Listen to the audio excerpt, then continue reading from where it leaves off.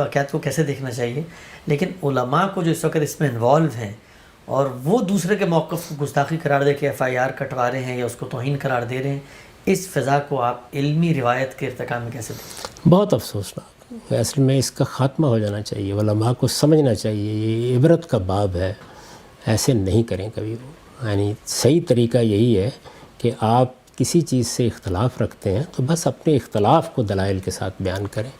ہر چیز میں گستاخی ڈھونڈنے کا طریقہ یہ لوگوں کے درمیان نفرت پیدا کرتا ہے۔ ابھی میں نے ذکر کیا مولانا سید ابواللہ صاحب مودودی کی کتاب خلافت و ملوکیت کا۔ خلافت و ملوکیت کے بہت سے مباحث سے مجھے بھی اختلاف ہے، بعد کی تحقیقات سے میرا زاویہ نظر بھی بعض معاملات میں مختلف بن گیا۔ میں نے صلاح الدین یوسف صاحب کی جس کتاب کا ذکر کیا وہ ایک دوسرے زاویہ نظر کو پیش کرتی ہے، لیکن یہ بات کہ مولانا سید ابواللہ صاحب مودودی نے کوئی گستاخی کر دی ہے، اس طرح کی چیزیں بہت افسوسناک ہیں۔ علمی چیزوں کو علمی طریقے ہی سے دیکھنا چاہیے۔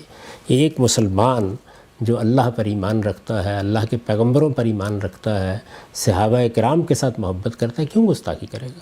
اور اگر فرض کیجئے کہ کسی آدمی نے اس طرح کی بدزبانی کہیں کی ہے تو اس کے معاملے کو اللہ پر چھوڑ دیجئے۔ آپ علمی طریقے سے اس چیز کی غلطی واضح کرنے کا طریقہ اختیار کریں، اس سے ہمارے ہاں علمی فضا پیدا ہوگی، تحقیق کرنے کا ذوق پیدا ہوگا، ایک دوسرے کی عزت کرتے ہوئے اپنا نقطہ نظر پیش کرنے کے لیے ترغیب ہوگی۔ یہی صحیح طریقہ ہے۔ یہ کوئی بھی شخص، بعض اصلاح کے مدعی بھی اسی طرح کی لغویات شروع کر دیتے ہیں، بہت سخت زبان استعمال کریں گے، دوسرے لوگوں کا مذاق اڑائیں گے، استہزاء اور استخفاف کے طریقے اختیار کر لیں گے۔ اس سے اجتناب کرنا چاہیے، انسان کو سیکھنا چاہیے۔ پھر ہوتا کیا ہے کہ پھر جب اپنے اوپر آتی ہے تو وہی آگ گھر تک پہنچ جاتی ہے اور آپ بھاگے پھرتے ہیں اس کے بعد۔ تو یہ طریقہ نہیں اختیار کرنا، کسی حال میں بھی اختیار نہیں کرنا چاہیے۔ مجھے بتائیں ہمارے ہاں جنید جمشید جیسا نیک اور صالح شخص، کیا وہ سوچ سکتا تھا گستاخی کرے؟ ایک بات اس نے بیان کی، زیادہ سے زیادہ توجہ دلا دیں۔ بالکل یہی طریقہ اہل علم کو بھی اختیار کرنا چاہیے۔